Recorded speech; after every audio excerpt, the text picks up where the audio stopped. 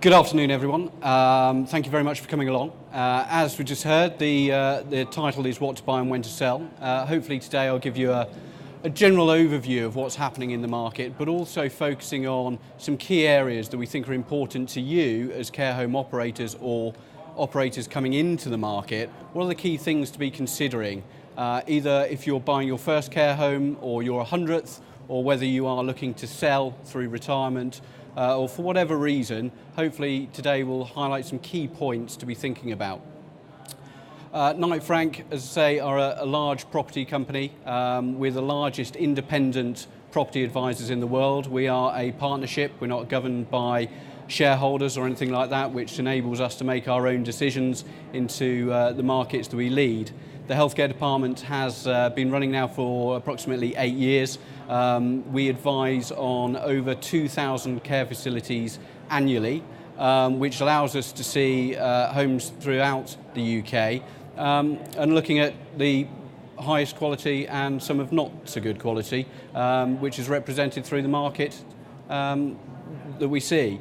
We're lucky in that we have UK coverage based out of our London office. It enables us to see the market not only nationally, but also on a regional basis. So if you're seeing a number of care homes within a certain county or certain local authority, you get to understand the nuances that are affecting the business in that location. When we're looking at homes that are on the market and we're advising operators as to what they may be looking to acquire, everyone has slightly different motivations as to what they're looking for and the reasons they're looking to buy. I get a number of people that ring me up and say that their requirements are for 5 beds through to 50 beds. And we also get people saying they're looking across the UK. I find that slightly hard to believe that anyone in this room would necessarily be looking at care homes up in the northwest, in Cumbria, through to Kent. Most people are actually focused on an area that they're already operating in or live in or understand what the market is behind them. The key areas to be focusing on are understanding what the underlying business is, how it trades, why it trades how it is, what are the impacts on the regional market that you're offering.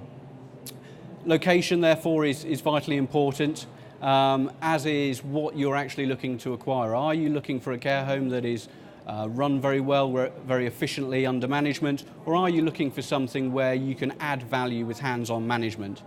And lastly, we're going to look at pricing, where the benchmarks are for pricing in the market at the moment. Something that everyone wants to know is, what is their care home worth? So understanding the business, we've seen a lot of change in the market over the last 10 years or so, predicated off the development of new homes, but also the trading pressures that have been put on numerous homes throughout the UK. Irrelevant of quite where you are, we're all seeing some key trends. Knight Frank undertook some research last year where we analysed the trading of homes between 2006 and 2011.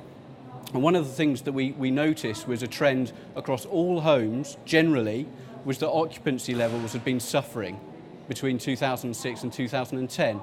There was an upturn in 2011, but it is a decreasing issue, which is really predicated off a number of factors. One being local authorities and their placement, the constraints that are put on them in terms of funding. People are going into homes later, their length of stay is shorter, and their level of dependency is higher.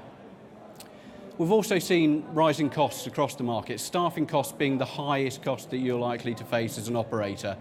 The increase in minimum wage is something that is unavoidable, as is pension costs that are coming into effect more recently, but also costs that you and I experience in our lives as well. Rising utility costs, for example.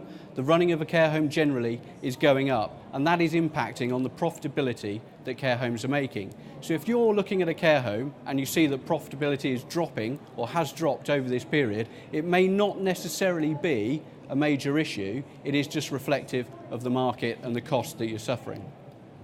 In assessing care homes, our approach as agents will mirror what our valuation colleagues do.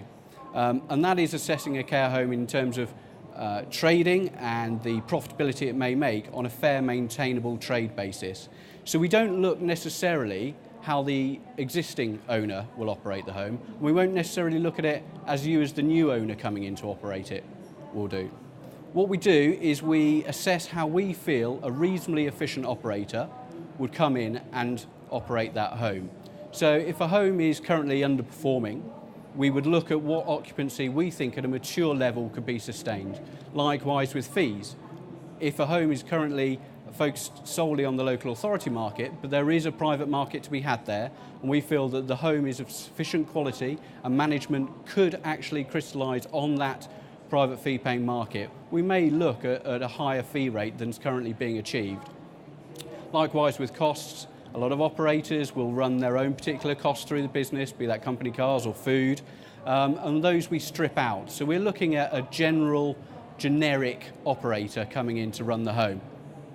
That will give us our fair maintainable trade and the EBITDA, which is earnings, basically net profit, that any one operator may have. So it doesn't take account of tax or bank loans or debt repayment that you as an individual will have. On that profitability, we then attribute a multiple. So the multiple will vary depending on the quality of the asset, where it is, what market it's in, and what the competition is in the area. And that will give us our market value. We do see, in terms of trading, regional differences, and regional variances are typical. As I say, I find it quite difficult to understand why people may be looking across the UK because there are distinct markets in different areas.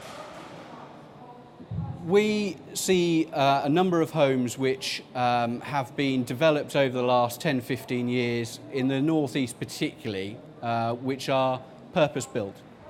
But in general, they have been built in that area because land has been relatively cheap and they can acquire land to build new homes. The restriction on being able to do that in the southeast is far higher. The barriers to entry in the southeast, in terms of who you're up against when you're looking at acquiring a site, for example, with the residential developers, is far higher. So looking at the northeast, and the graph here will show that approximately 50% of all homes in the northeast are classed as purpose-built, whereas conversely in the southeast, it's barely 15%.